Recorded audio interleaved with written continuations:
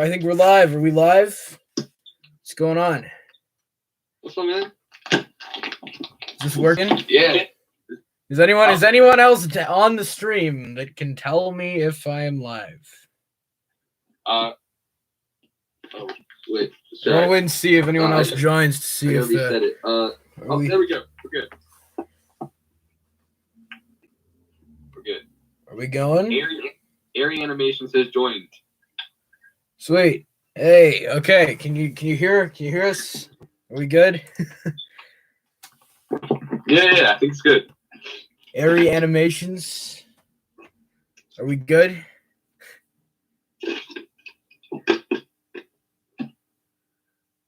All right. Okay. Falcon, which sold you. Okay. Oh, wow, we got 4 people. Nice. Okay, so just thought I'd do a live stream here. This is my friend Ian that we talk about the second half of the Falcon and the Winter Soldier show. And I didn't take any notes. I didn't write a script for this one, so it's gonna be a little bit less refined than usual, but I'm just gonna talk about the episode. So let's start off. What do we think of episode 4? There's a lot of stuff that happened in that one. There was obviously the scene that I recreated in Lego, when John Walker took out that guy. That was quite a symbolic moment there with the blood on the shield. Yeah, that episode had a lot of really great stuff. It brought up the main thing that I loved about this show is where you can't really tell who the villain is. There isn't really a villain per se. It's more bunch of different ideologies coming into conflict. Bunch of different ideologies, yeah. Yeah, all these different points of view coming into conflict over what they think is the best option. Yeah, that episode, I really like that episode. Do you think that episode was the best one, like up to that point? After for sure. Yeah, totally. Because three was the weakest one, I thought, because of that Zemo retcon when they made him into like the villain or whatever. Not the villain. Sorry, when they made him like the rich baron, I thought that was kind of a annoying retcon of his character from Civil War.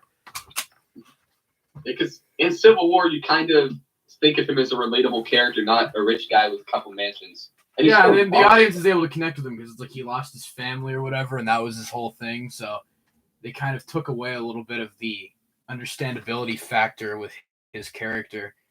So I wasn't the biggest fan of that. I didn't love that. Yeah.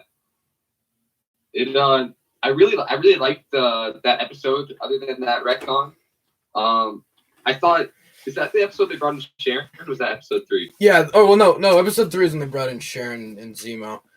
Episode 3, I was kind of like, I don't know if I'm really loving the direction they're going in. They kind of that was the John Walker was definitely not in that one very much. He was kind of in like one scene and he like beat up that one guy or whatever. But we did get some hints of how unstable he really was as a person, so that was kind of important leading into the other one. But like there was a lot of interesting talk of ideologies in the 4th episode. I really liked the discussion with Zemo and how he's kind of the whole ironic thing about his character is the fact that he's like he acts like he's so against extremism, but then he says stuff like, oh, super soldiers shouldn't be allowed to exist, and then when Sam kind of whatever is like, oh, what about Bucky? And what about like Steve? Like is it Sam or Bucky who brings up the fact that the serum never corrupted Steve? I think it was Bucky. Bucky, I think. Yeah, it was Bucky. It was like, oh, and then he says like touche, but there hasn't been another Steve Rogers. So yeah, but it's that's the interesting thing about the show is we're realizing that there hasn't been another Steve Rogers. And who's going to take that symbol? I really like what they did with Sam in those last couple episodes, especially. A lot of people are complaining that Bucky didn't get a lot of stuff. I don't really get that though. That's kind of stupid. Like I don't even understand like that. Like what do you mean Bucky didn't get a lot of stuff? Like he totally like the show. He's the second title character, and I felt they gave him I remember saying in my last video on the show, I was concerned about them bringing in Wakanda and there being too many elements in there. But I thought that element was actually balanced well. We had a really good flashback at the beginning of that episode. I forgot about that. There was that really good flashback where what's her name? Is it Ao or something? The one Wakanda soldier, and then she's kind of trying out all those trigger words on him. Acting. And then he's like, just crying his eyes out. That was great. That was a really good. This show is really well acted. This I couldn't really find it it was really well acted. Yeah, everyone did a good job in there, and that was a really good one. I think I struggled to think like I don't even want to like rank the episodes of the show because like I think up to that point I think the first one was the best one. I didn't really I was concerned they would go downhill, but it actually just got better, I think. So yeah, it's like I don't know.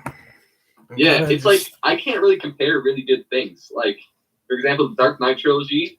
I don't love comparing those because I all think they're really good they're all movies. solid, right? So it's kind of it's a struggle for sure to compare them. But yeah, it's like the whole show is just like I think they balanced everything out really well. I know some people feel like it's like rushed, and I guess there's a little bit of that, but like it's nowhere near as rushed as like a one of those movies, right? Like with the movies, they kind of rush a lot of elements, and they were able to give a lot of things a lot more time to breathe in this show. Like all these kind of moments with.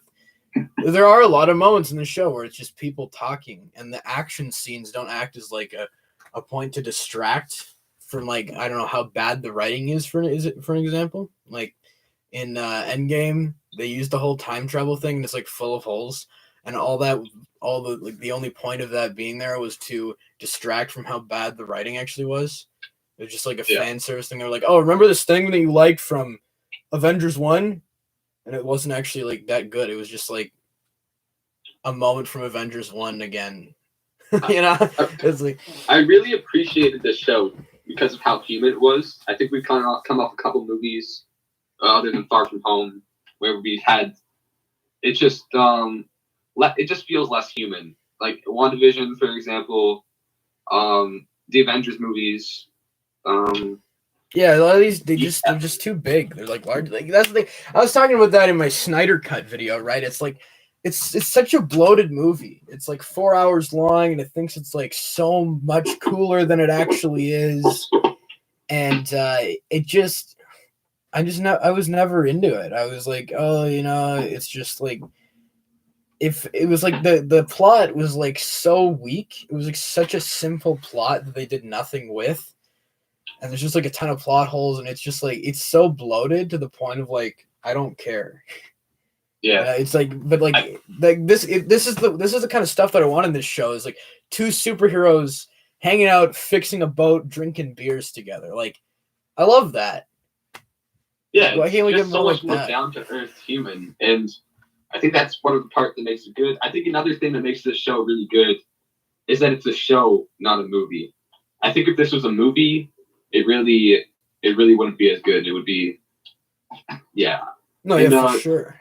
Yeah, it's I did feel like I've heard people saying this is kind of like a really long movie. Like it feels more like a long movie than a show. I just saw someone type I don't know how long ago you posted that, but Airy Animation said I don't like how Bucky and Walker at the end were like buddies. Yeah, I agree with that totally. That was something that bothered me a lot about the finale. There was like I liked kind of the redemptive bit there with Walker at the end. I really loved when like that was like a really kind of it was just kind of a pure like heroic moment there when he stepped in and fought off those guys, right? But I felt I really did feel like that was just weird how Bucky was just totally like cool with him because he was the one that disliked him most. I felt in the show like he really had a certain level of distaste for Walker. So that was weird that they were like when he was like, "Oh, look it, he's a great man," and then Bucky was like, "Not when you say it, buddy." That was definitely a weak point. I was like, what was going on there? Yeah. That was weird placing. That was like really, yeah. Because like one of those things that I liked about it, like what you were saying, was like the fact that you know, they all feel human, and it's like in the other movies, they it feels like they attempt to humanize them by making them like funny, but then they write like all the characters in the movies to kind of be like the same. Like they're kind of like, I mean, with a couple exceptions, like Black Panther is more of a stoic character as the lead to that movie, so then they surround him with more goofy characters. But like in the Avengers movies, it feels like they kind of write a lot of the characters to be like the same. So then they're all just kind of snarky, jokey guys, and they don't feel like people. Like they just feel like static, jokey robots. Like I guess the best example of that is like Ultron. Like how they tried to make him like Tony Stark or whatever, and it was like James Spader making a bunch of bad jokes, and it was like it didn't work. Like there's like a disconnect there. Especially when in those Avengers movies, it feels like a lot of the character development that happened in all the character stuff in that is with the characters is just not there because they're not giving enough individual time because it's a big Avengers movie. It's just based on the main plot, maybe the original 6 mostly. Yeah. Yeah. Totally. So I'm glad they're making shows. Although I didn't like WandaVision, just because of the writing. It just The writing, but I made 4 videos about how bad the writing on that show together really well. Yeah. No, it was weak. Like they didn't like the show has a lot of different elements to it that are like, you know, relevant to society, right? It's like they have the, you know, the talks of racism and like whatever the GRC was trying to do, like closing the borders or whatever, not letting people immigrate in there, and like they're like when he's talking to Sam at the end and he's like, oh, you think it's fair for the people who were here before to whatever get kicked out of their homes because new people have moved in, but then it's like and then they end up being homeless, but it's like, dude, what about the other side of the coin? Like what about the other people who like they're gonna be homeless? You know, like, yeah, it's what's your argument? That one line where the government official was like, you don't know you just don't understand. Like, yeah, exactly. Like Sam was like, man. And I was like, come on, man. Yeah, I know, totally. It was like they really did. Yeah, they totally. What was I even saying? But no, they definitely. That was definitely a weird part of it. It's like, and then also, yeah, I just saw what Airy Animation said. The fact that the Valentina part of it, that or whatever, what's her name, Valentina Fontaine or whatever the heck, that was a weird character. That was the one part of the show where I was like, oh, I really felt like they were just trying to set stuff up. Like that was like, it was just like, that was the part where it was like, oh, here's the part where we insert setup for future movie or TV show. It definitely didn't feel like it was a natural like flow of the show. Like she just walked in and was like, hi, I'm here. Oh, look at your hot wife over there. I was like, what the heck? Like, what the heck is happening? It was so weird. It's such a weird scene. On the note of setting stuff up, Gundam says, I can't wait for Captain America 4. And yeah, this show really set up. I thought maybe there's a season 2 of the show coming out just because it benefited so much from a show format. Yeah, I did read about possibly them making Captain America 4 with the writer of this show, Matthew Spielman, I think was his name, right? So that I would definitely be interested in seeing that. I feel like just from like, because like it's interesting to see this now, because like we've had 13 years of movies, right? And then now it's like they finally, like, I honestly would say this might be, and I know some of you are gonna be like, what? This might be my favorite Marvel thing, like in a long time, like because it feels human and it's like it has enough time dedicated to to telling the story. And I've never really like felt like true emotions in a lot of those movies, because they feel like fittingly so, they feel like manufactured products that are made to like whatever, like manipulate your emotions in a way. And I'm like, I don't feel emotional, like genuine emotions of that. But like when Captain America, you know, gets Isaiah's name up in the museum, right? It's like that, like that's such just a genuine like thing to do, and like it doesn't feel like a robotic, static, comedic character, right? Like whatever. Like it feels like actually like a real human moment, and I was like, I really felt that. And then when the whole John Walker character, I was kind of worried they were going to make him into being the whatever stereotypical antagonist, but he also ended up just being like another person. He had a redemptive arc at the end. That was I really like that. I really dug that redemptive arc there. I really felt that too, because they have he shows up there to literally just get revenge on Carly and the rest of them for whatever killing his friend, and then like just the part when they're beating down on him, he looks at the shield and he sees like the his medals of honor that he built into the shield or whatever. And I think that probably kind of reminded him of his friend, because his friend was like, "Oh, you have like 4 medals of honor or 3 or whatever." I forget the exact number, but he was like, "Oh, you continuously make the right decisions."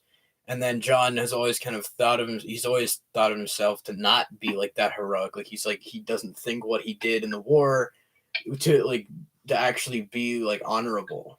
He doesn't feel like he deserves what he's been given.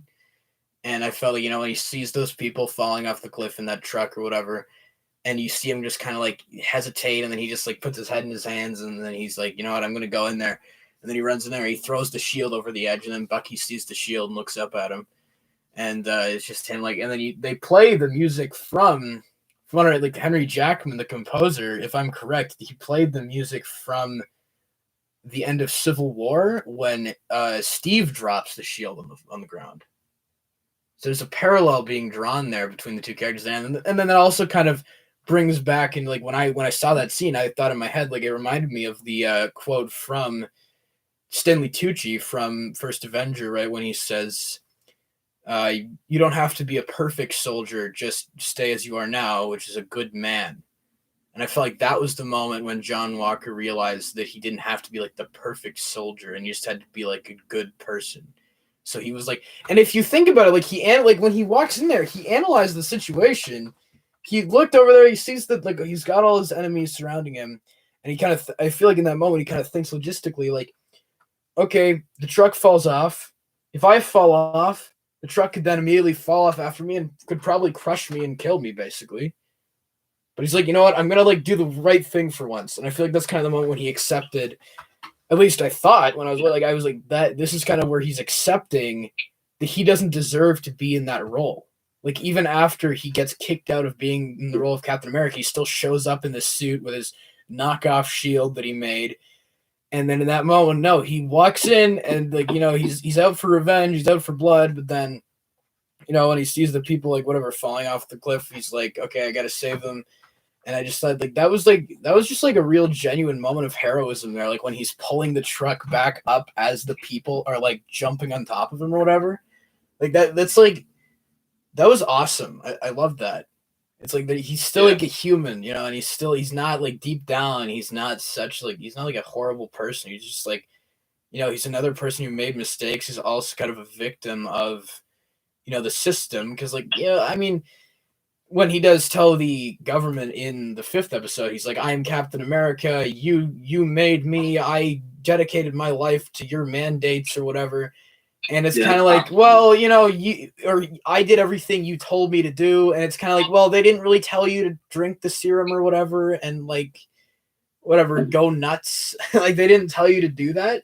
But at the same time, it's because like, whatever, it's like the world's like in kind of a tough position. So the government, out of their own fear, decided to push this obviously unstable war veteran who's extremely traumatized into this Captain America role. What did you think was going to happen?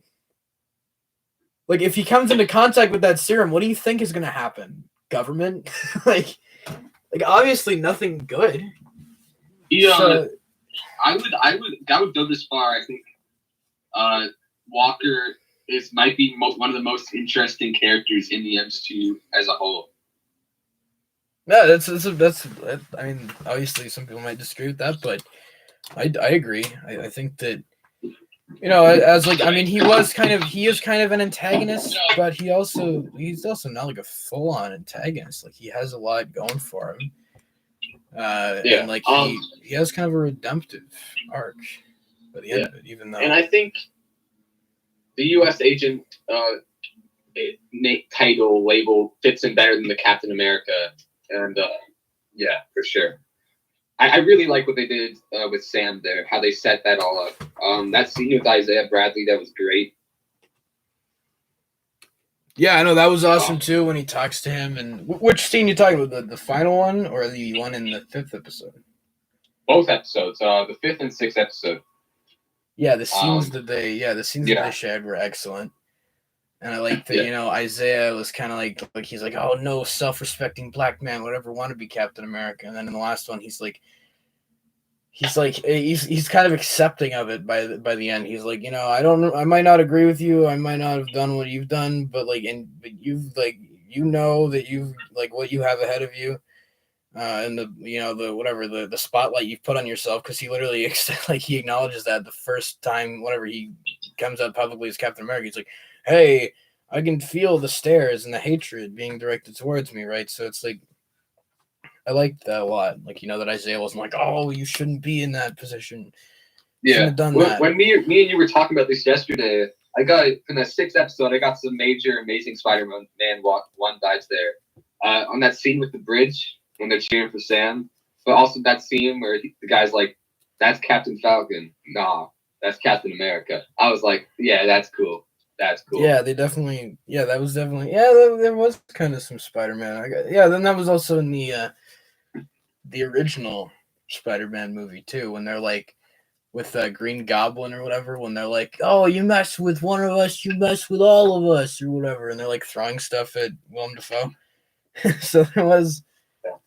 I really appreciated the show because there was barely any CGI, at least from what I can tell. Maybe the flying scenes with Sam, but a lot of the stunts were choreographed. They got who's that UFC fighter? George St. Pierre, one of the greatest UFC fighters there, just to do stunts. I thought that was pretty cool as well. They put the effort in. This is one of my favorite MCU projects, just because it's just so well done. There's so much thought put into it. Yeah, and then even like some of the problems that I have with Marvel as a studio, like the sexualization of women characters, they tone that down in this. Like other than like, I remember I brought that up in my review of the first half of the season, that she was like wearing that weird outfit in the 3rd episode. But then like in the episodes she appeared after that, like she had a relatively major role in the last episode. She didn't really I thought her costume was fine. Like it wasn't like anything over the top, like sexualized. Like I felt it was like a normal costume. It wasn't weird. So I think probably that one scene in the 3rd episode is probably just kind of forced in there by the studio, because they're like, we have to have one scene where she's wearing a weird revealing costume because they're weird. Yeah. I think that probably wasn't the fault of the people behind the show. It was probably Marvel having to forcing that upon them. But yeah, it felt. I was happy with the way it ended. I know some people probably aren't, and like I wasn't pleased with everything. I guess I'll just say like off the bat, like what I didn't like. I really didn't like the way they ended John Walker. I liked everything they did with him like before the last scene. But then there's the part when he's like in the whatever. It's not the White House, is it? I don't know what that was. House of Commons. I don't know. Yeah, it was that. It might have been. Yeah, but like he's in there, and then Valentine is like, "Oh, well, looks like Zemo blew up the truck," and then Zemo sent his butler or whatever to blow up the Flag Smashers. That was a good cameo. It was very a very strange cameo. It felt a little out of place. But I think this is all setting up possibly a season 2 or Captain America 4. You never know. But one thing I want to talk about is Carly. And Zemo was right about Carly. Extremists have extremist ideals. I think that's what he said. And she really showed her true colors in that last episode. And she was driven pretty crazy. because of it. And you can see some of the other what are their names? Stormbreakers, Flag Smashers. Stormbreakers. What is that? A bunch of Thor's axes? Is that what that is? Stormbreakers. Flag Smashers weren't agreeing with her. They're a little tentative there. I thought the show was really powerful in the way that there wasn't really a villain. It was a bunch of different ideologies. And I'm glad Sam really had that speech there, because he was like, in the 4th episode, he was like, I agree with you, Carly, but I'm not going to spread it this way. And he proved that the way he handled it was right, not the way Carly did. I really enjoyed this show. I don't know. A lot of people are Cosmonaut. A lot of people don't like it. Variety, yeah. Sean Chandler, whatever that guy, I feel probably have a weird opinion about it. Yeah. It's probably gonna have another weird video where he's like, I didn't like it because there was no external conflict, and I'm like, what are you talking about? There's totally external conflict. Yeah, and this show, I really like how maybe my one complaint would be Sharon being the power broker. That was really predictable, but that's not really a big deal. I think that, like, you know, if they'd made it out to be more of a big deal than it was, like, because the thing is, like, in WandaVision or whatever, they kind of made a big deal out of the whole mystery. In this show, they didn't make as much of a big deal out of the power broker thing. When they kind of have the whatever previously on at the beginning of the last episode, they have like a clip from like 3 or 4 episodes ago where they're like, the power broker's going to catch up to us eventually. So like they don't even really talk about the power broker that much. It's just kind of like this looming thing in the background. But like I wasn't really bothered by that. I was like, okay, you know, it made sense. It was logical. It felt like they were setting up. And yeah, you're right. It was predictable, but it wasn't like, you know, it wasn't unfounded, and it wasn't built up as like a big twist. Like when Carly goes, what's a power broker without whatever her muscle or whatever, like she said something like that, right? I was like, I didn't really feel like that was a big reveal. Like she wasn't like, what's a power broker without her muscle? And then everyone's like, whoa, like there wasn't like some weird reveal like that. It was just kind of like she was just like, oh, what's a power broker without her muscle? Like, the way she like said it was like, the way she delivered the line wasn't like it was trying to be a big reveal. It felt like it was kind of like, okay, the audience probably caught on, so here it is. Yeah, there's a line there between Carly and Sharon there where she was like, how much power do you actually have? And Sharon kind of stumbled a little bit and mumbled, "There's like more than you." And it's like, is she actually telling the truth? That she had more power than because the power, not the power brokers, Flag Smashers had so much power there at the end, because everybody was joining their cause. Everybody was rallying against the government. And Sam pointed that out in his speech, that they really he pointed out the fact that you're obviously not doing something right if your own citizens are rebelling against you. With the Flag and you just group. Label them with all these different names to try and ignore why they are doing what they're doing. You never actually try to, you know, reason with them or talk to them or like, you know, figure out what the problem is. That was a good line. Right. Yeah, that was like, and then like, but I also like the kind of like there's the double-edged sword to it as well, with the fact that yeah, you know, like by doing that, like they're like, okay, we're gonna do the right thing. The government, like following that, is trying to open up and do the right thing, and then they kind of start that, as we see in the credits scene, they like pardon Sharon Carter as like Sam kind of made his promise to her that she'd get pardoned, and then she also did, you know, whatever, save Sam at the end from Carly to try and make herself look good in the public eye. But then there's also kind of that side of it where it's like, okay, no matter what the government does, there's always going to be a part of it that's corrupt, right? So like, even now, the government trying to make amends and do the right thing, they're still opening the doors to corruption, because like then immediately after she leaves the building, she just like calls up whoever that was. I don't know who that was, and she's like, bring up the list of buyers, you know, like. And then the camera like pans up, and then you see like the American flag, you know. So there's kind of that symbolism there of like the idea that no matter what, even though the government like tries to do the right thing, that they're trying again to do the right thing, they're still opening the doors to like a certain form of corruption. Yeah, And there's a thing there with Sam and Isaiah Bradley where Sam's like, my ancestors have been through too much. I'm not going to give up now. I thought that was really powerful line. Not ancestors, yeah.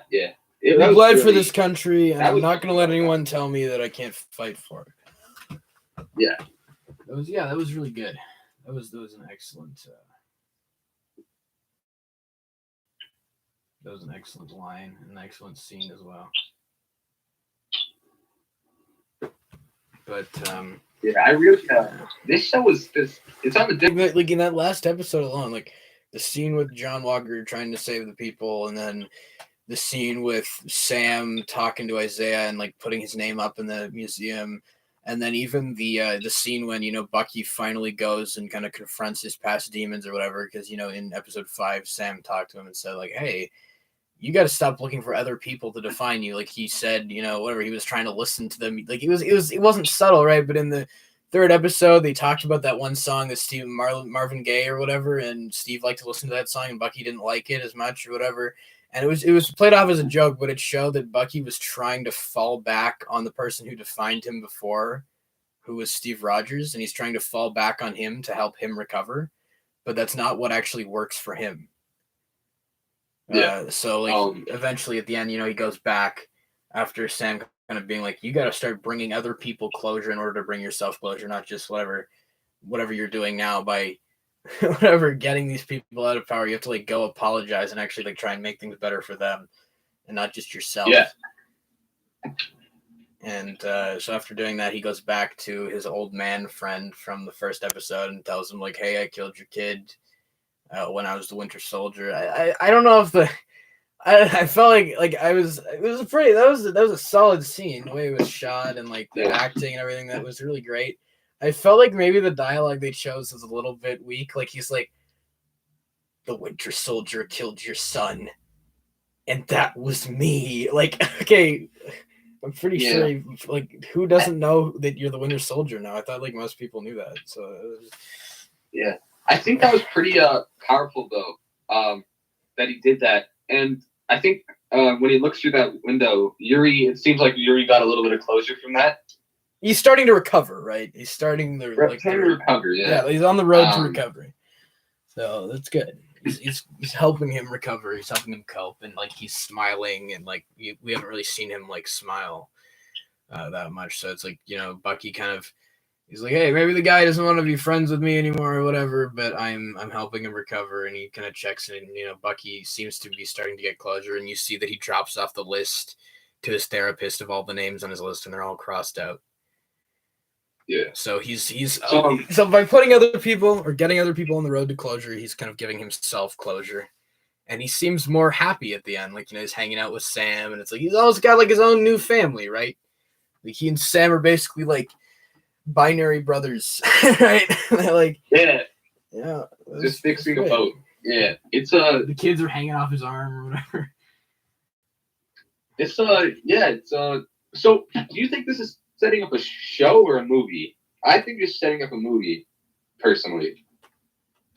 Well, I mean, if it's true that you like whatever they're setting up, what's it called? Like I don't know. Because, like, everyone's probably going to be like, oh, you were wrong about the Red Skull. He wasn't the power broker. But, like, who's answering? Who's Sharon answering to? She still has to be answering to someone.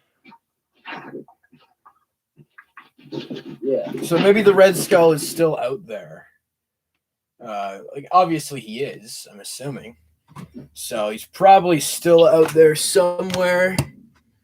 And is, maybe she is answering to the Red Skull. And he's just not the power broker. Like, there's always, I forget what line that is. I think it was in one of the Marvel movies. I'm trying to remember what movie it was, but there's something, maybe it wasn't a Marvel movie, but there's a line where it's like everyone answers to someone. Static Shock said, "Is this live or to premiere?" This is live. Yeah, this is a live stream. We're just talking, so we can see what you're saying. Ian's gonna kind of read off your chat because I don't really have it at my disposal, so I'm just kind of talking, and Ian can read off the chats. But yeah, I don't know. I don't know if it's like setting up like they could do another season. Like I don't know if they want to like change the title to whatever at the end it was, like Captain America and the Winter Soldier rather than the Falcon and the Winter Soldier. Like if they're like these guys, whatever, Malcolm Spillman or whatever, if he's gonna be writing, even if it's a movie or a show, I'll be interested in it because I think he did a great job. I think, you know, the main things that I was kind of let down by at the end, I wasn't a big fan of the fact that John Walker just kind of was like, I'm back, and he was like all excited about having like another role in there with the United States, because like Val is obviously not actually kind of obeying the rules of the government or whatever. And I didn't really feel like that was in character for him to be like so happy, because like I thought the moment at the end when, you know, he gave his head a shake, threw down the shield, and went in there to save those people, I thought that was his moment of kind of giving. Like I thought he was going to retire or something, because I'm pretty sure, I'm imagining in that moment he's thinking of his friend and, you know, what his friend would have wanted him to do. And then he went in there and saved the people. And I thought that was kind of his moment where he was like, I don't deserve to be in this role. Like him throwing out the shield over or whatever was kind of like a symbolic moment of like, I don't deserve this to be this symbol. I don't deserve to be in this position. So I just found it weird that he was just like, the way they wrapped up his story was him walking in and being fully accepting of kind of being like disobeying the government's orders after they kicked him out. Instead of, we find out that you're like still going out there, we're gonna like lock you up basically.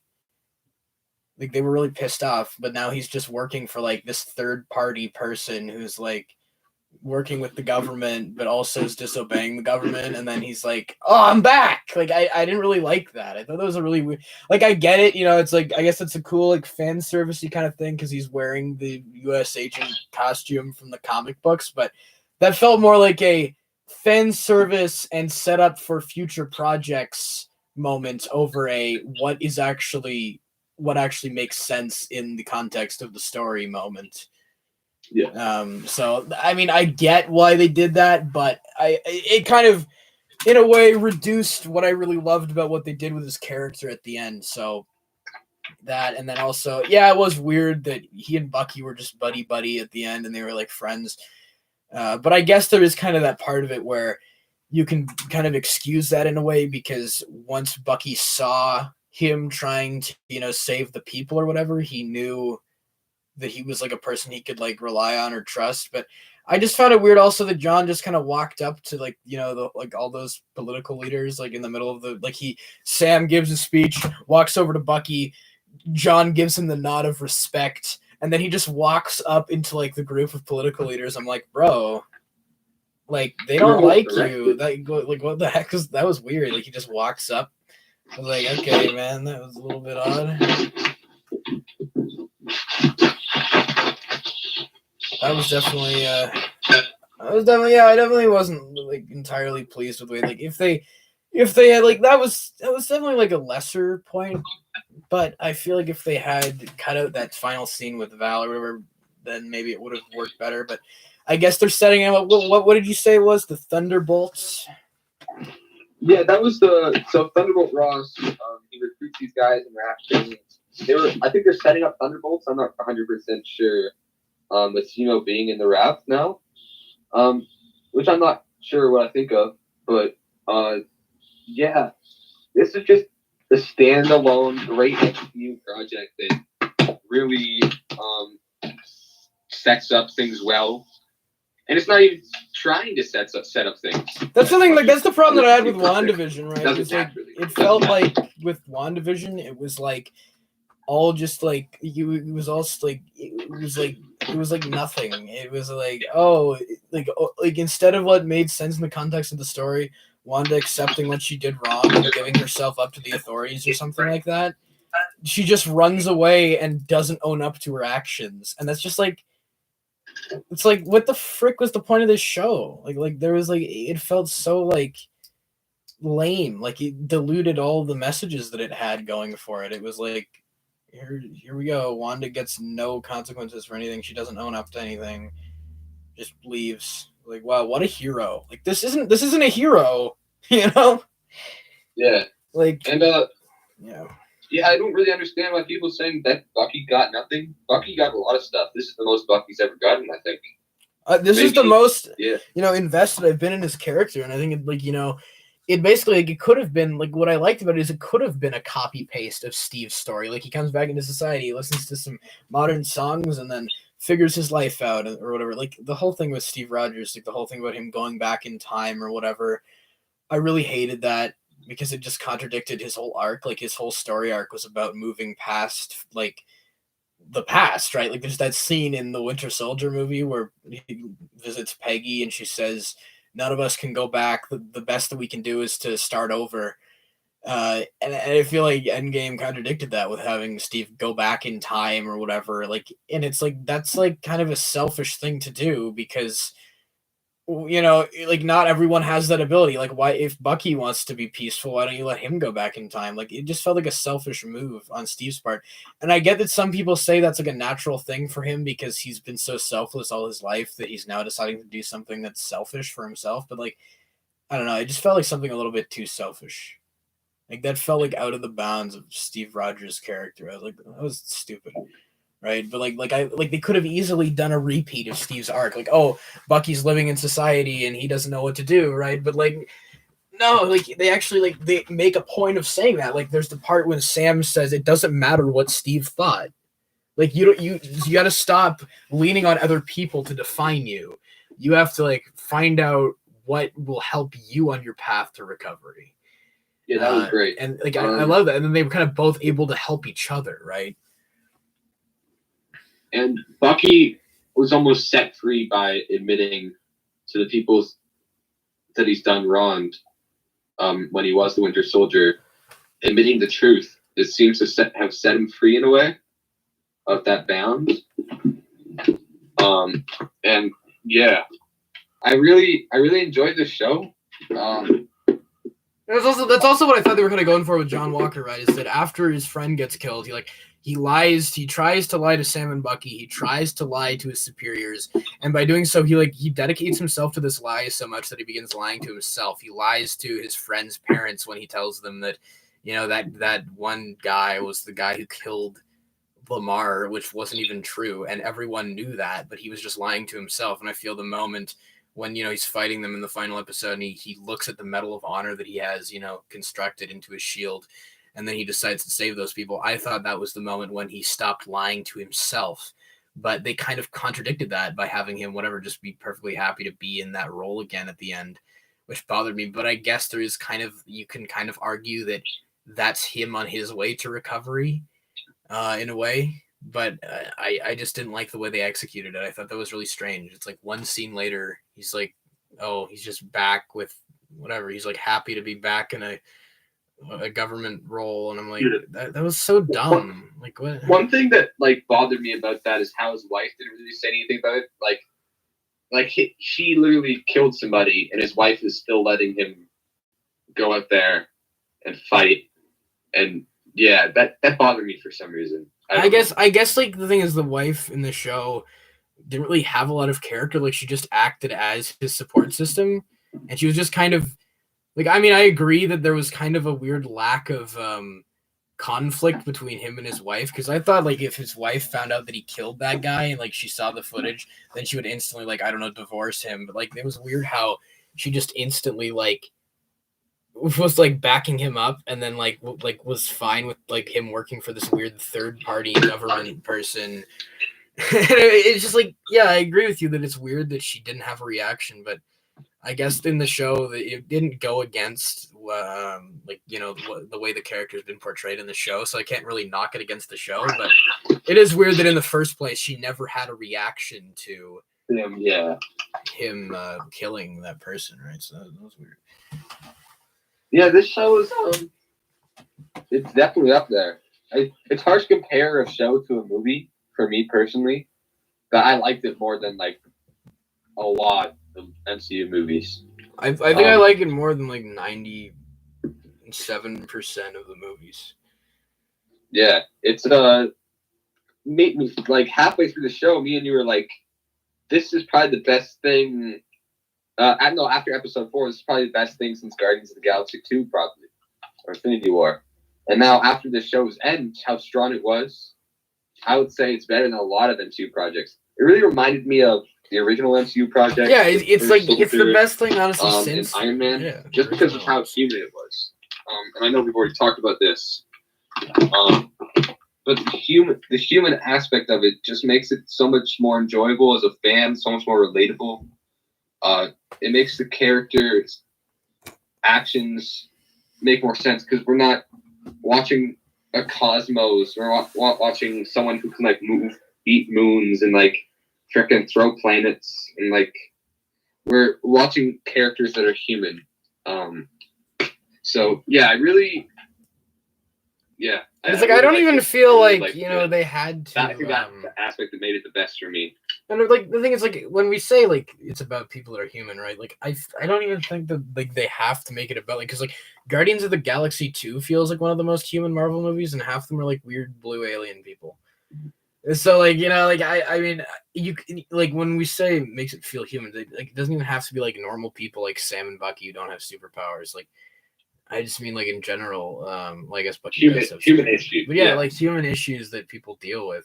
Like Guardians of the Galaxy is a story about family, and then this one is, you know, a story about recovery, and like even a character like Zemo. Like we haven't really touched on Zemo, but I actually really liked what they ended up doing with him. I was really kind of a little bit concerned with the direction they were going with in the third episode by like making him a rich baron, but I liked the way that they didn't redeem his character in any way, and he's not like a good person, but like I liked that, you know, they called into question like his actions. Like you think like these people are extremists, and maybe you're kind of an extremist yourself, and that's the irony about your character. And then I like the way they wrapped it up, how he was like, I never blamed you, Bucky, for what you did. Like you know, I was like, I never blamed you for what you did in the past. It wasn't your fault. And then, you know, he just kind of accepts, like he goes back to visit the place where his family died one last time before he gets locked up. I would assume he thinks for like the rest of his life, basically. And you know, like he's accepting of it. Like when the Wakanda people show up, he's just like, hello ladies. Like he's totally like he knows what's gonna happen, and like he's just like accepting of it. So he's finally kind of like accepted the fact, like, you know, maybe I wasn't the greatest guy, but but then there's even that part at the end that was kind of weird where his butler bombs the truck or whatever. So I guess like that also felt kind of like a part where it was like, okay, that was just set up. So I guess he's in some way associated with the Valentina character. And I don't know if they were in contact before that or what, but she's like, she's like, she made it weird because she was like, I couldn't have orchestrated it better myself, except I did, but I didn't, but I did. So it was like, is that a joke, or did you actually organize it? Like, that's really strange.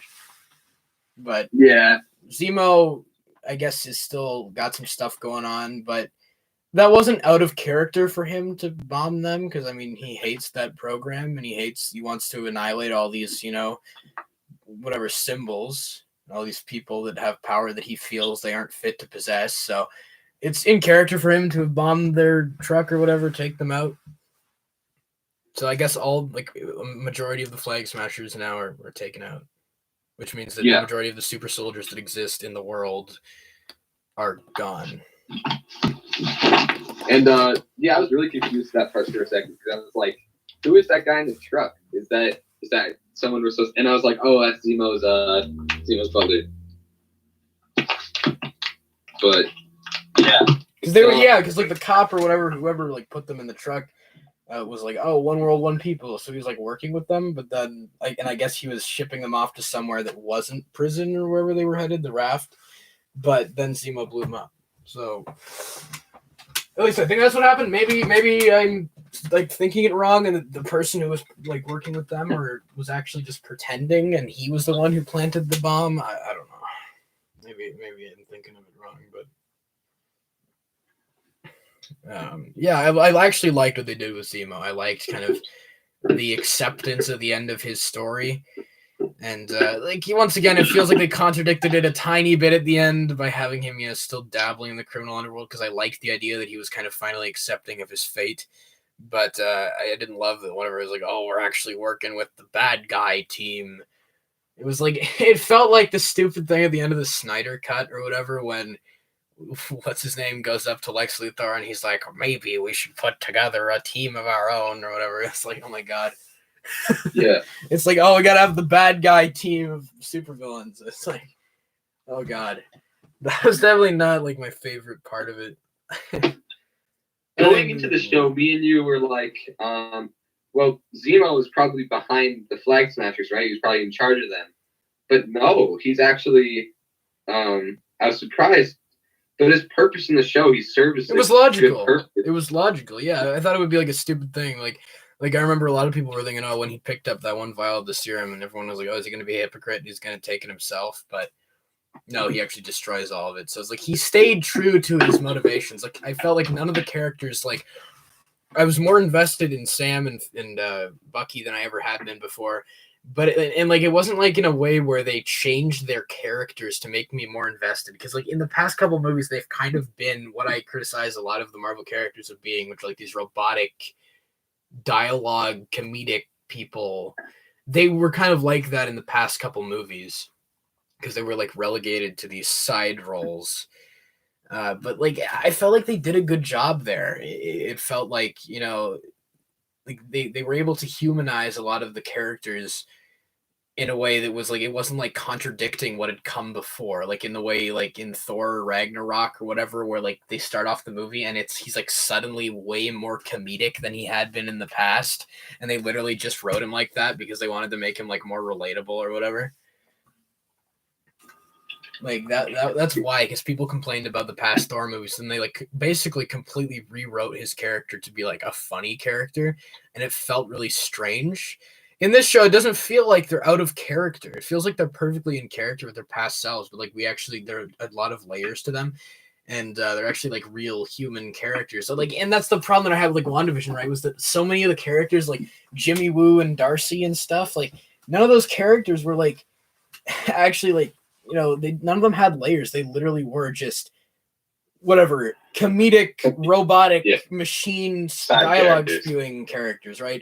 But then it's like here it's like, okay, even characters like Zemo, who at first kind of seems like he's like meant to be like a weird comedic goofy like antagonist character, actually has many layers to him, and he's kind of this guy who like, you know, opposes extremism but then is also an extremist within himself.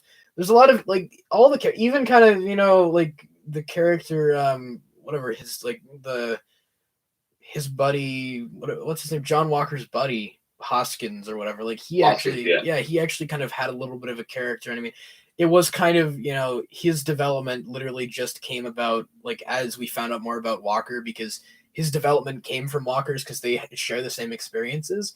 But that does kind of give you enough of a vibe of like how close they are, so that when his friend gets killed, you get why he would like snap like that.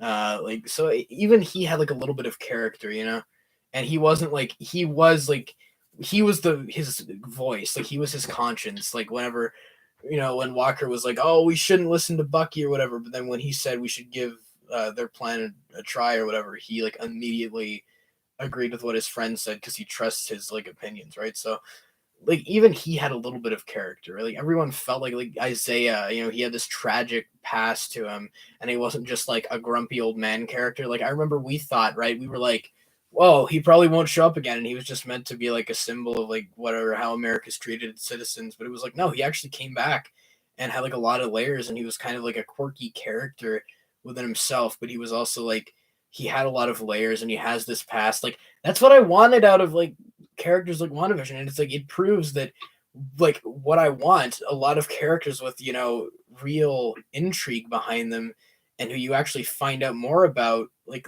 that character like Isaiah, like you actually find out more about him and he grows across the season, and he isn't just like relegated to a background role. You never find out about him. Like I like that he wasn't just like, he is there. Yeah, he is there to he bounces off the other characters really well because they're going through this, and he's saying that you need to take out Carly, and they're debating about it. In like the fourth episode, like Sam was like, there was this one line about superheroes in groups, and Sam had that one line against Zemo I thought was really good. I think that was the fourth episode where Zemo was like, I forget what the line is. But anyways, yeah, he just works really well into the story, and I did not expect that because it was kind of weird. Are you talking about Isaiah or Zemo? Oh, Zemo. I was talking about Isaiah, so I don't know. You just kind of started talking about Zemo. I'm a little confused. But yeah. No, but like I like but no, that is a valid point. Like I liked that all the characters they had something to them, and they weren't just like, oh, we're the comedic side character, we're the such and such character who's here to spout scientific dialogue, like what's her name from WandaVision. Like they aren't just like like dialogue spouting annoying side characters. Like they actually have a purpose, and they have like they unravel like the characters' pasts, and you find out more about them like as the story goes on. Like Walker and Zemo and Isaiah, right? Like all these characters, like they could easily just be these like annoying side characters, but like, and they're even given like traits. Like they aren't like boring one-dimensional cardboard box people like Darcy from WandaVision, where she's like, I am science girl and I say bad jokes and I do science stuff. Like even like there's kind of a cool little trait there, like in the very last episode with Isaiah's nephew or whatever, when like he's like leaning over the fence to Sam or whatever. He's like, where are we going? And he seems all excited, and then Isaiah kind of like whatever taps him on the shoulder, and then he's like, he just kind of whatever like tenses up, right? Like, there's funny little moments like that, like even kind of little side characters like that. There's some minor have little kind of traits to them where it's like, oh, okay, this kid is actually like he's a kid, but his uncle is just kind of putting this pressure on him to act a certain way. Like, I like that. I really like like even the characters like that. Like they had traits. They had traits. They played into the story. Like Darcy's there, but she doesn't really play into the story. She's just scientist lady. These characters in the and she's there to spout exposition to Vision. Play into the main plot, the messages and themes of the story. Darcy is just kind of there. Jimmy Woo is also there. In WandaVision, yeah. I guess Jimmy Woo has like a little bit of characterization, like he figured out the magic trick from Ant-Man or whatever. Ant-Man, yeah. Like I guess there was kind of a little bit of stuff there, and like he's kind of like he's kind of a funny character. Like whenever he takes the handcuffs off and he's like flourish or whatever. Like so he has a little bit of like value to him. But it was like, what was the point of that? Like he's like they have like a whole scene in that show where it's dedicated to him like calling in the FBI, and the FBI doesn't do anything. Like it's like that's what I mean. Is like in this show, like all the elements kind of tie together and they flow together. Like they don't introduce a bunch of random elements. Like, oh, the FBI is going to show up, and the FBI do nothing. Like in this show, the Wakandans show up and they have a cool fight, and then they actually end up taking Zemo, and it's like, oh, that's cool. Like, those Wakanda ladies beat Bucky up. They beat everybody up really badly.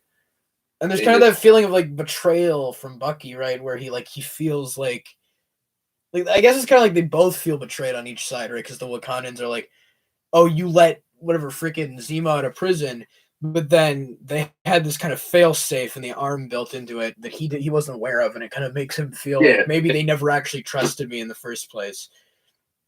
So it makes him feel that like they thought he was still dangerous, and it was like, what the heck? I'm not this guy anymore. And yeah. There's a lot of stuff in the show to unpack, and in a good way.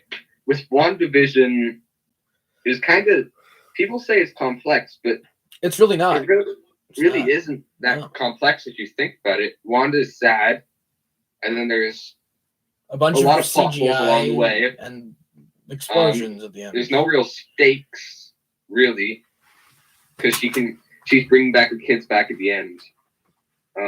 So this has a lot of external and internal conflicts, which I really thought made it a good story. Yeah. Yeah, it worked well, like all of it. I thought it was all excellent, right? It was like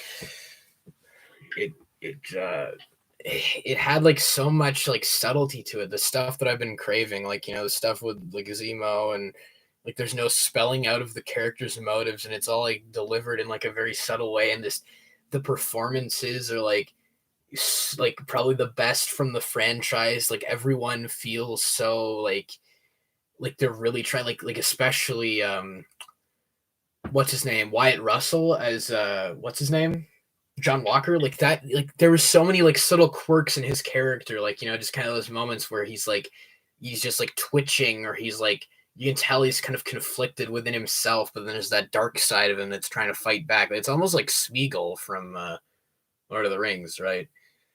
Like, except that was like a completely CGI character, but like like the way that Wyatt Russell played that character was like with so much nuance to him. It's just like there's so many little things. Like even like someone pointed out, like when Isaiah is like hugging Sam and he's just like shaking, like there's so much effort put in. Like everyone, like, and I'm wondering like how much of that was like improvised. Like when, you know, whatever, like when John Walker is like whatever, when he kills the guy and then he's just like twitching and his head kind of does like a jerk to the side, like stuff. Like I wonder how much of that was improvised on the actor's part, because there's so many like examples of just like those little subtle quirks and like, yeah, just so much nuance to the acting. It's like I miss that in these other shows and movies, right? And yeah, it's I couldn't have really asked for like a better show, right? It's like, it's especially like for the time, it's I feel like, you know, it's one of those things that, I mean, if you're judging from like a visual standpoint, you know, some of the CGI stuff, like I pointed that out, like some of that's weak. But like from a storytelling standpoint, I can't really see how this could age poorly. Right? Like I feel like, you know, like all the themes and stuff they're tackling will still exist for like years to come, like racism and like the corrupt governments and like the closing of borders, all those ideas, like those are things that are still happening today and that will probably happen into the future. And I feel like, you know, this show can do nothing but inspire change, right? And I feel like from that standpoint, I don't feel like this can really age poorly from like the messages it's presenting in that regard. Yeah, so yeah, I talking about the actors there. The actors are like, they're just like the actual like characters in real life. Like it's so Anthony Mackie is literally just a dude who lives in like Louisiana who owns a boat. That's literally who he is as like a person, I think. Because I saw this Hot Ones interview and literally he was just talking about a boat for like 5 minutes, and I was like, so he's basically just a character in the show. Pretty much. I mean, there's just a lot of chemistry in there. There's a lot of good stuff. I really can't see like I think this show was really worth a watch if you haven't seen it yet, for sure. And I thought of it more of a solo superhero project more than an MCU thing. I know a lot of characters from past movies and a lot of events happen because of past MCU movies, but I really thought this was more of a solo show, more of a show that was, instead of a show that was just setting up future events. And this show did set up future events, but and that was the weakest part of me. More than WandaVision. Well, yeah, I'll be fair. Like, yeah, from past Marvel project, it was a little bit more natural, but I did feel like, you know, there was kind of that last second contradiction of John Walker's character arc, and I felt like there was some weak points there in terms of like the way they kind of, like I said, it was more of a, we got to set up future stuff over this is what's natural for the plot. And yeah, I do agree with you. They set it up more naturally than these other projects. So even then it's not as bad, but I did feel like, you know, the setup portion of it was the weakest part. Like when they had whatever Valentina or whatever the heck her name is walk in, and it was so like out of place and weird in that one in episode 5. I was like, what the heck is happening? She's just like, hi, I'm here. I was like, what? Like, that was such a weird part of it, right? It was like I didn't really love that. Oh, the lady with the card.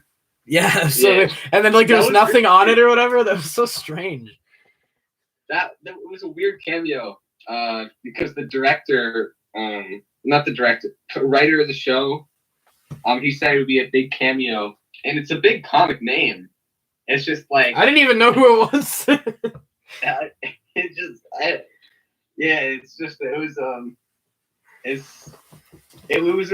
felt a little out of place, but like how they set up Sam as Captain America, how they set up.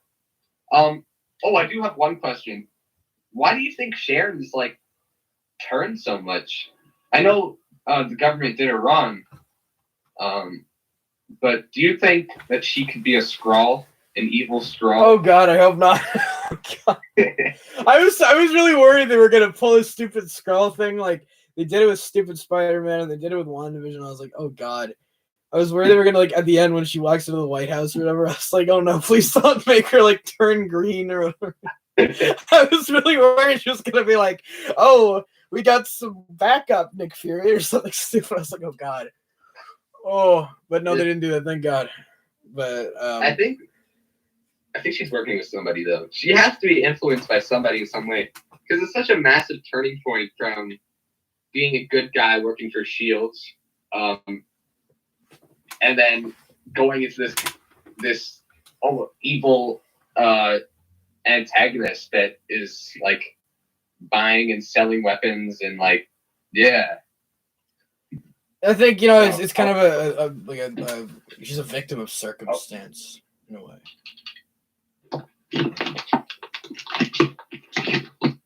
She's like the government kicked her out and she kind of changed because Superior Squid says Jimmy Woo has more characterization than Elijah so far, but I think Elijah definitely has more potential. Is Elijah? Who's Elijah? Is that Isaiah's nephew? I think so. Yeah, I think he. Well, no, I can agree with you in that regard because Jimmy Woo's had more screen time, but no, I liked Elijah. I thought he had some fun little traits to him. Yeah. So yeah, I really did like the show. I thought, it had like all the problems that I had with previous MCU projects. We've all talked about all of them, or we've talked about all of them in the video, or in the stream. So, like all those issues, they're like even the weakest points of the show to me, like the setup and all that. Like it's done better than it has been in the past, and like over the past couple of movies and like a lot of it. And I feel like even people who are not MCU fans can get something out of this. Like my brother, he really hates the MCU. Like he has a lot of like he doesn't like a lot. I don't know if he hates he doesn't have a real hatred for them, but he doesn't like them. Yeah. Like he doesn't see a lot of value in them. But like for him, like when he's looking for like more subtlety and more like interesting stuff in these movies. I'm honestly wondering if he might like this. And if you might like to watch it, like there's like this stuff show like that, really has given me some hope for the future of the MCU, and I hope they stick to shows because telling shows like I'm just gonna give an example here. The Marvel shows on Netflix are really good, except for Iron Fist. They love that one, and it's because they're shows. It's because it's given time. Like if the next Avengers movie has just like Sam and Bucky just turns to these generic characters again that are kind of just like standing there. They don't get a lot of character growth because it's a movie. There's a lot of characters, especially in an Avengers movie. If that just happens, it's just like, well, all this. What was the point of all this? Yeah. So I think it really gives me hope because I think if they really just do characters better, just give more characters stuff. I think this just gives characters. If every character for the future of the MCU gets a show leading up to the movies, oh my God, that's awesome because there's so much more characterization there. Yeah, and then the potential for the movies gets better and better. Yeah, and it's like, and just beyond how really rich the show is and its themes and political commentary, which it bothers to go into a lot more than other. Like I felt more tense during this than I did in any of the movies, right? Like the scene when John Walker, slices that guy with the shield out in the street. Like that's one of the darkest scenes. It probably is the darkest scene in the franchise. Usually Marvel doesn't bother to go that dark with it. I'm surprised they they let the creative team on the show go that far with it in that regard, because it just felt like a real thing, and it also just it felt like they let them the producers and everyone behind the show be more creative with it, and the people behind it feel like they actually put the work in. There's I've looked at some of the behind the scenes stuff from what Sebastian Stans put on Instagram, a lot of it is like from some of the behind the scenes, like they're shooting in real locations and real sets for the most part, and it's impressive to me because it doesn't look fake. Like it doesn't look like the characters are composited into like a background. Like with the movies, it feels like they're like a product rushed out on an assembly line, right? They're like, okay, gotta push out the product. Here's Endgame. Here's the Avengers in the Avengers into this background. It looks like they're like composited into some weird CG background. It looks fake, you know.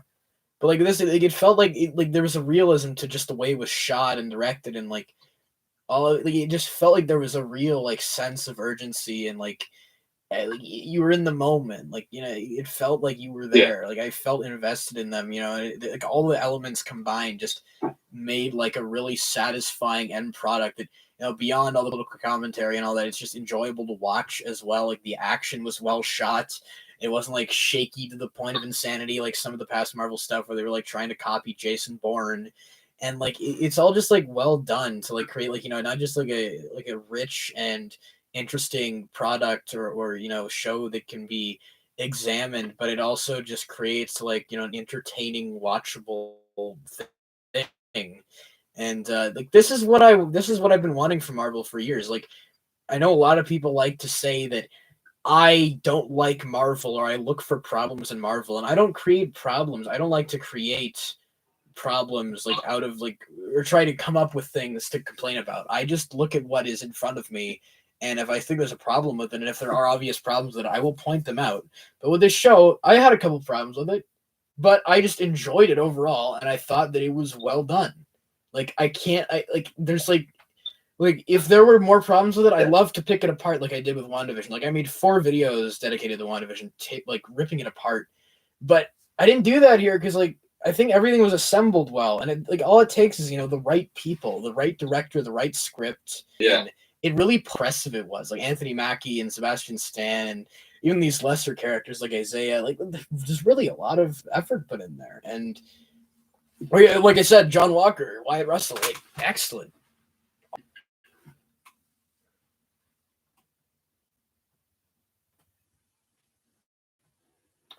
So, like, yeah, I do think if any of you are watching this, haven't finished the show, or are considering watching the show, or just whatever, in general, I think that, and if people, out there, if any of you are watching this who aren't really fans of Marvel anymore, like I am, I'm not really like a big Marvel fan. I wouldn't have watched this if people hadn't suggested it to me and told me it was good.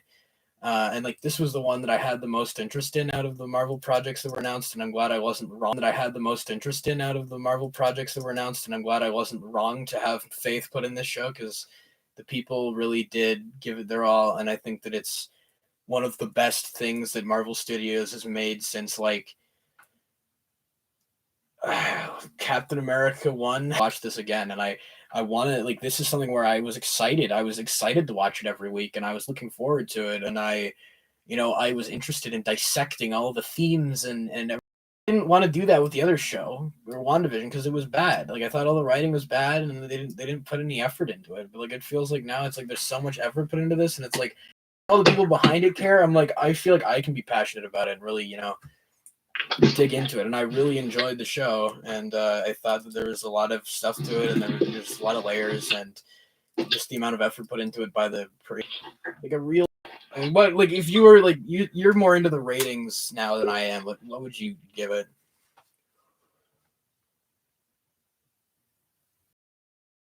Like Rotten Tomatoes, I would give it a solid 97. 97. Solid 97. Rotten Tomatoes. Oh my god, the critics. 9.5, 9.7 stars. That's pretty high. Yeah, it's good. Yeah, I mean, I'd say it's definitely not the worst thing that Marvel's made. It's better than a lot of the stuff, and it's probably the only thing I'm really gonna be interested in. Like, yeah, if they produce another show or movie with the same creative team behind it, but like I'm only gonna be watching the Marvel stuff that I'm interested in, like the freaking Loki show or whatever. I'm not gonna watch that. That looks dumb. I'm not gonna watch that. It looks so stupid. I'm not gonna watch the Loki show. like the Bad Batch show for Star Wars. Yeah, I'm looking forward to that. I'll watch that because I like Star Wars as of late has been really investing.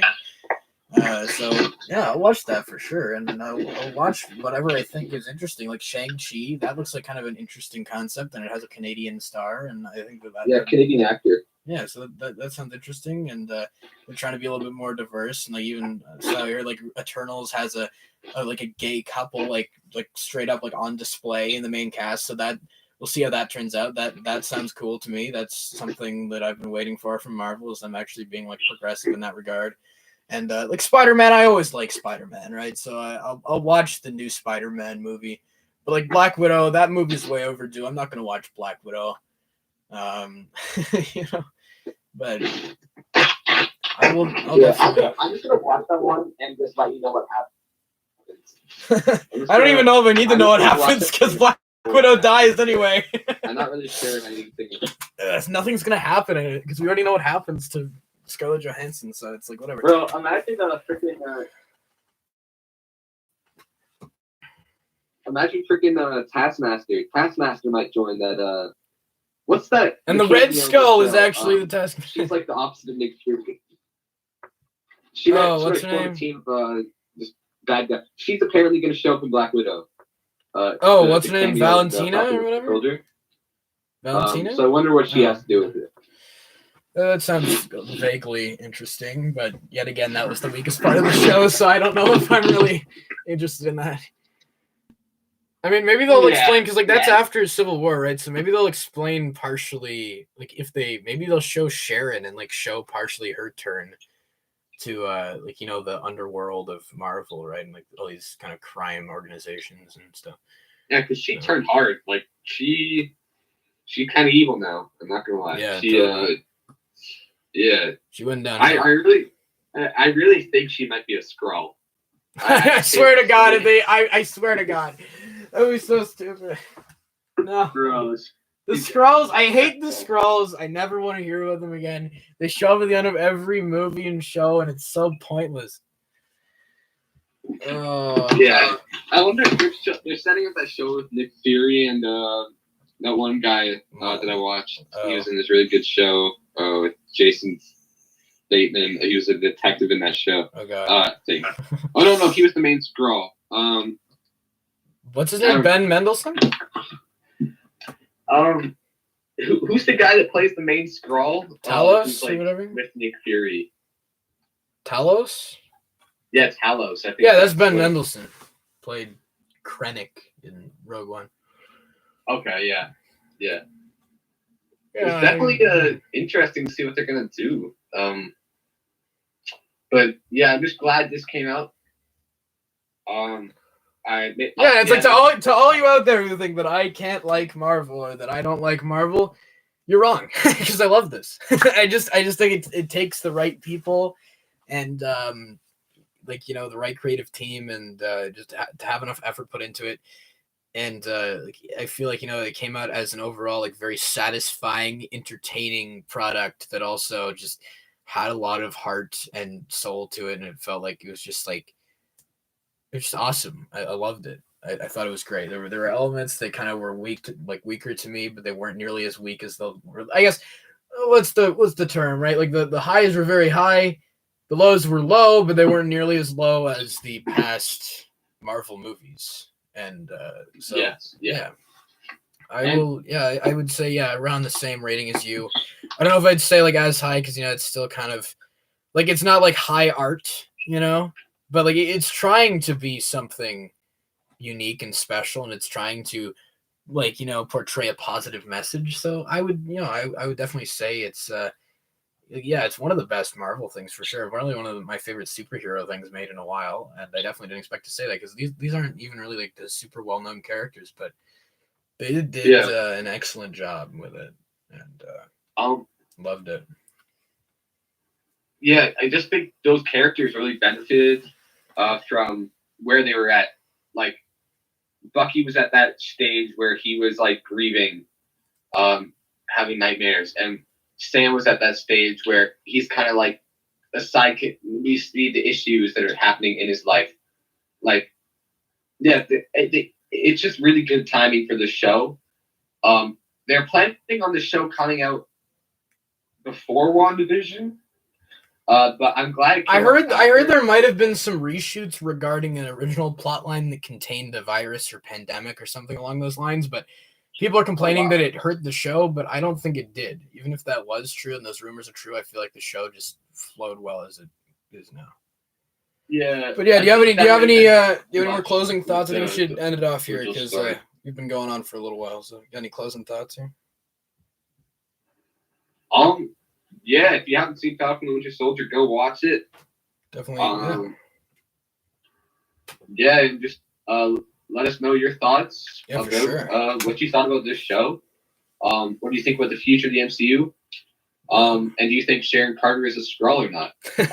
Yeah, for sure, totally.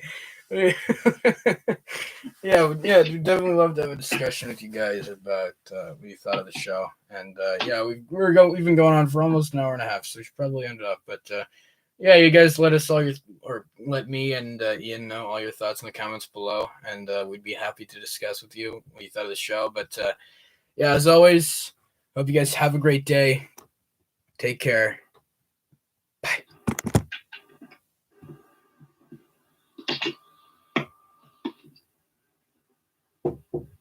Okay, that's the end of the stream. That's the end?